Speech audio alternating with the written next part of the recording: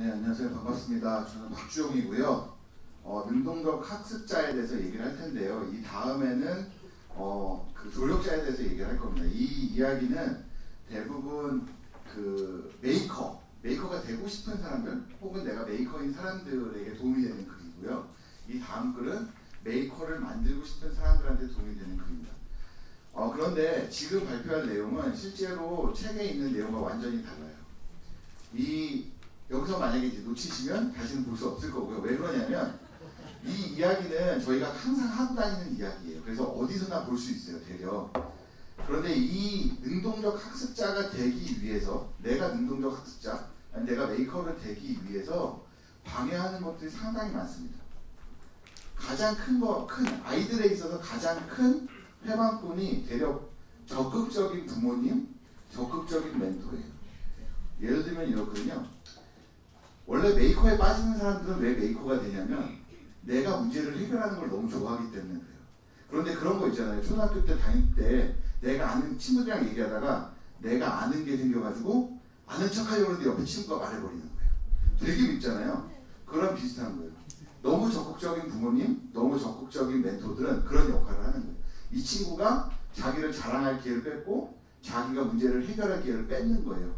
만약에 지금 그 기록을 보시면 아시지만 제가 적어놓은 걸 나중에 읽어보세요. 거기 보시면 아시겠지만 많은 아이들이 어떤 경험을 하냐면 자기가 만들기 어려워할 때 누군가가 가르쳐줍니다. 부모나 아니면 선생님이 가르쳐줘요. 그럼 아이는 어떻게 생각하냐면 착각해요. 내가 했다고. 그럼 아이는 그걸 다시 하지 않아요. 했으니까. 그리고 그걸 믿고 다음 단계로 넘어갑니다. 누적을 계속 시켜요. 어느 순간 이 비워놨던 공백이 큰 문제로 다가오는 경우가 생겨요. 그럼 와르르 무너집니다. 자존감이 우선 무너져요. 난 이걸 못하는구나. 내가 지금까지 했던 거 다 못하는 거네. 이러면 어떤 일이 생기냐면 아이가 스스로에게 거짓말을 하기 시작해요. 예를 들면 어른들한테 나는 뛰어난 애니까 뛰어난 애여야 하는 거예요. 그렇기 때문에 도전하지 않아요. 평가받고 싶어 하지 않아요. 그래서 남들 앞에서 망신받거나 실패하는 모습을 절대로 보여주려고 하지 않습니다. 그러면 절대로 메이커가 될 수가 없어요. 발전이 있을 수가 없죠. 즉, 첫 번째 메이커는 실패를 두려워해서는 안 되는데 그런 아이들, 그런 사람이 되기 위한 얘기를 할 겁니다. 나중에 한번 읽어보세요. 거기 보면 경험한 아이들 중에 특이한 아이들이 있는데 주변에 많이 보이는 아이들을 드릴 겁니다. 자, 이제 메이커들이 처음에 만들기를 시작하면 고려해야 될 상황이 상당히 많습니다. 가장 어려운 거는 뭘 만들까 하는 거예요. 뭘 만들까? 보통은 요즘에는 원래 뭘 만들까를 생각하려면 뭔가 자료를 되게 많이 수집을 해야 되거든요. 수집을 하고 나서 준비가 되면 만들었어요, 옛날에는. 근데 지금은 안 그래요. 지금 만들다가 잘 모르겠으면 인터넷에서 찾아보면 다 나옵니다. 그래서 만들면서 수정을 해도 돼요.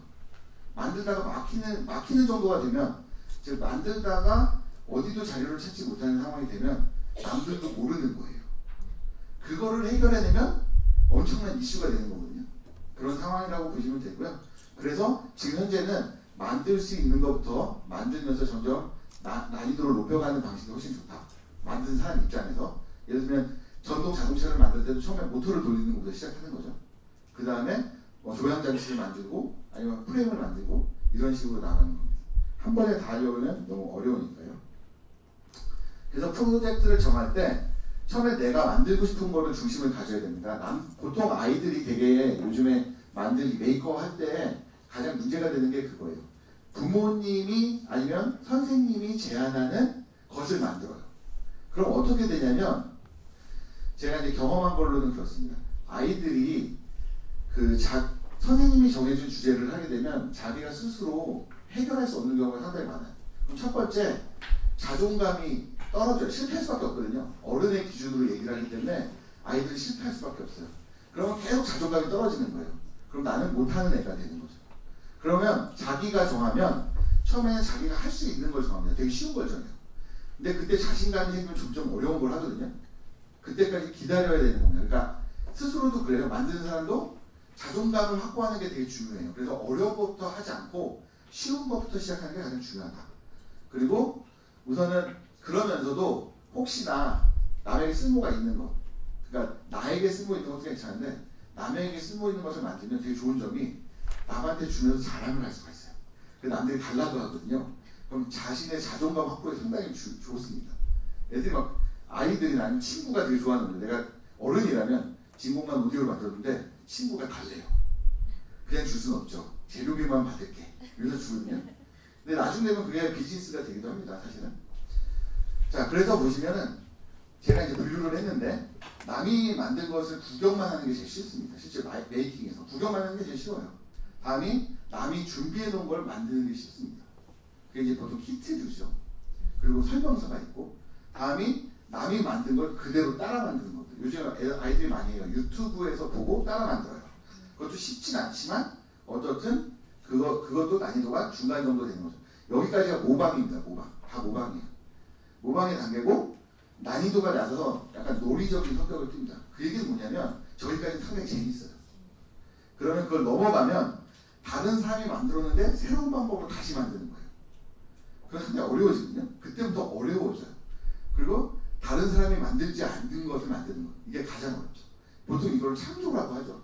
창의력, 극단적으로 창의력이 발휘되는 거고. 그래서 보통 이제 그 메이커 교육의 아버지라는 시몬 페퍼트라는 사람이 저런 어려운 거를 즐기는 것을 하드펀이라고 했습니다. 하드펀. 어려운 걸 즐기고 그걸 극복해내는 거를 약간 즐기면서 가는 사람들. 자, 우선 처음에 만들게 진행할 때는, 처음 만들 때는 어떻든 재료가 비싸거나 혹은 그 재료를 구하기 힘들 때는 아무래도 실패하면 안 되잖아요. 다시 구하려면 리스크가 너무 크니까. 그래서 좀 더 주의를 하기 위해서 자료를 찾게 됩니다. 어쩔 수 없이. 그 다음에 리스크가 최대한 줄일 수 있는 방법들을 생각해보죠. 그러니까 이걸 어떻게 하면 실패를 안 할 수 있을까. 근데 어떻든 실패를 하긴 하거든요. 그리고 가장 거기서 좋은 방법은 남의 경험담을 읽는 거예요. 남한테 경험담 듣는 게 좋은데 주변에 그걸 만드는 사람이 없다면 인터넷을 통해서 검색을 한번 해보는 거죠. 그러니까 실패를 줄일 수 있어요. 그리고 만드는 방법을 공유하는 사이트나 플랫폼 같은 걸 참고하면 훨씬 좋고요. 왜냐하면 주변에 만드는 사람이 없을 경우는 어쩔 수가 없죠. 그리고 이제 프로젝트를 진행할 때 가장 좋은 거는 원래 많은 메이커들이 집에서 합니다. 자기 집에서. 근데 집에서 할 때 가장 어려운 게 뭐냐면 우선 좋은 점은 생각이 떠오르면 바로 할 수 있죠. 그냥 공부상자 열고 바로 하던 가위로 잘라서 뭘 만들던 할 수 있어요. 근데 단점이 공구를 다 구입해야 돼요. 자기가. 그죠? 그리고 가족 구성원의 눈치를 좀 봐야 됩니다. 이거는 아이라고 그런 게 아니라 어른도 마찬가지예요. 어른도 예를 들면 남편들이 집안일은 안 도와주고 톱질을 하고 있는데 나뭇가루가 막 깔려요. 그럼 당연히 혼나겠죠? 그리고 또 하나는 이웃으로부터의 불평이 있을 수 있어요. 집에서는. 왜냐면 쿵쿵거리거나 하면 아파트 같은 경우는 밑에서 당장 올라오겠죠? 그 톱질을 집에서 한다거나 막 전동 톱을 쓴다거나 하면 집 주변에서 몰려올 거예요. 시끄럽다고. 근데 이제 메이커 스페이스가 요즘 많이 생겼습니다. 부산에도 이제 많이 생기는 걸로 알고 있는데 장점은 우선 가면 나랑 비슷한 사람들이 있어요. 그 얘기는 뭐냐면 내가 이상한 걸 만들었지만 보통 그렇죠. 메이커들이 뭔가 만들어서 가족한테 보여주면 어떤 반응이냐면 내가 이거 만들었어. 그래. 이런. 근데 이제 메이커들 만나면 우와 진짜 이거 어떻게 만들었어요? 이렇게 물어봐요. 우선 자랑을 할 수 있다는 좋은 점이 있고요. 좀 어지럽혀도 되고 시끄러워도 되는 환경이죠. 근데 단점이 뭐냐면 가려면 재료를 엄청나게 챙겨야 돼요. 다 챙겨야 됩니다. 근데 갔는데 부속을 하나 빼먹고 왔어. 그럼 작업을 못하고 집에 다시 가야 되죠. 이런 것들이 어렵고요. 그 다음에 내가 쓰던 공구가 없기 때문에 손에 익혀야 되는 문제가 있고요. 망가진 공구들이 상당히 많아요. 그리고 이동거리가 멀면 만들려고 가려고 그러다가 가지 말까? 이런 생각이 들거든요. 비가 온다거나 그러면 집에서 그냥 있자 이런 생각이 들거든요. 그 다음에 또 하나는 내가 작업을 하다 보면 누가 막 지나가거나 그러면 집중이 안 될 수가 있어요. 그러니까 장단점이 분명히 있어서 둘을 골고루 활용하는 게 좋습니다. 재료 같은 경우는 예산의 영향을 가장 많이 받습니다. 예산이. 비싼 재료를 쓰기가 힘드니까요. 그리고 이게 판재, 각재 이런 형태나 금속이나 고무장, 플라스틱이죠. 이런 거에 따라서 다 특성이 다르거든요. 그래서 고려해야 될 것이 있고요. 그 다음에 또 하나는 같은 분류의 재료, 같은 나무라도 가격이 천차만별이에요. 어떤 건 원판이랑 2m짜리 하나에 4만 원짜리도 있지만 어떤 거는 2, 30만 원이 넘어가는 것도 있거든요. 그래서 처음에 제작을 뭐든지 만들 때는 주변에서 구하기 쉬운 걸 만들어야 돼요. 싸고 저렴하고. 아이들도 마찬가지입니다. 그래서 종이로 많이 시작하고 점토로 많이 시작하죠. 네. 나중에 점토 같은 경우는 부시고 다시 만들 수 있는 경우도 있거든요. 요즘 많이 붙기는 하는데. 그리고 가공할 때 장비가 필요 없는 것이 제일 좋아요. 종이 같은 게 정말 좋거든요. 가위 하나만 있으면 다 되니까요. 그리고 또 하나는 이런 재료에 대한 감수성을 좀 익히기 위해서 현장에 나가보는 것이 좋아요. 예를 들면 현장이라고 해서 뭐 시장 그런 이런 게 많이 파는 재료상을 가야 된다기보다는 무슨 문구 가서 거기는 종이들도 좀 보고 칼이 어떤 종류 있는지 보고 이런 것들을 하는 게 좋다는 겁니다. 그러니까 공구들은 어떤 재료를 쓸 건지에 따라서 구입하게 되어 있습니다. 그러니까 예를 들면 나무를 가공할 건데 가위를 사면 안 되잖아요. 그 재료에 따라서 달라지고요. 그 다음에 가장 중요한 건 뭐냐면 정확한 사용법을 안 하면 잘못하면 치명적인 사고가 날 수 있어요. 이 사고에 관련된 건 좀 이따 다른 분이 말씀을 하실 건데요. 두 번째는 공구를 잘못 사용하면 내가 지금까지 힘들게 만들던 작품이 한 번에 망가질 수도 있습니다. 그리고 공구가 망가질 수도 있어요. 네. 많은 경우 이빨이 나가거나 그런 경우가 많거든요. 그리고 한번 구입할 때 가능하면 좋은 공구로 구입하는 게 좋습니다. 그렇겠죠. 당연히 그렇겠죠. 네. 저렴한 공구를 쓰게 되면 어떤 일이 있냐면 손에 익을만 하면 망가져요. 그러면 새로 또 사가지고 손에 좀 익숙하게 만들어야 되거든요. 그 다음에 이런 공구 사는 게 사실 부담이 엄청나게 됩니다. 그 플라이어 같은 거 하나만 해도 막 3, 4만원씩 가기 때문에 부담스럽잖아요. 전동 공구는 특히나 너무 비싸고요. 이 경우는 요즘에 우리나라에 주민센터를 가면 빌려주는 서비스를 하는 데가 많아요. 주민센터 가서 빌리시거나 물론 상태가 약간 안 좋기는 합니다만 아니면 메이커 스페이스가 많으니까 거기 가서 좀 더 불편하죠. 그 주민센터는 공구를 빌려주는데 여기는 재료를 갖고 가야 되니까 여기를 활용하는 것도 방법입니다. 그리고 가장 중요한 건 혹시나 작업 진행할 때 안전이 가장 중요한데요. 너무도 위험한 상황이 있을 수 있어요. 예를 들면 주변에 가스가 잔뜩인데 거기서 불을 사용하는 거는 되게 위험하잖아요. 용접을 한다든가. 그런 경우는 아예 작업을 안 하는 게 낫죠. 그걸 다 피하든지 아니면은 지금 전기가 막 흐르고 있는데 물로 뭔가를 한다. 이건 자살행위잖아요. 이런 경우는 안 하는 게 좋습니다. 그러니까 우선 주변 환경을 많이 보셔야 되고요. 반드시 안전 고글을 착용하셔야 되고요. 왜냐면 이런 뭔가 가위질을 하다가도 종이에 비는 경우도 있어요. 종이에 손도 많이 비잖아요. 그런 게 내가 조심한다고 완전히 없어질 수는 없기 때문에 항상 안전장구를 착용하는 게 좋고요. 그 다음 앞치마 착용이 상당히 좋은데요. 의외로 작업을 하다가 부속이 떨어지면 앞치마에 떨어집니다. 몸을 숙일 필요가 없어요. 그냥 앞치마에 써서 다시 하면 되거든요. 그런 거랑 그 다음에 옷을 좀 덜 망가뜨릴 수 있죠. 그 다음에 장갑을 착용하는 거를 많이 권장을 하는데요. 회전하는 로타리 툴이라고 있어요. 주로 돌아가는 것들. 전동 툴은 장갑을 끼면 안 돼요. 대려 더 크게 다칠 수 있습니다.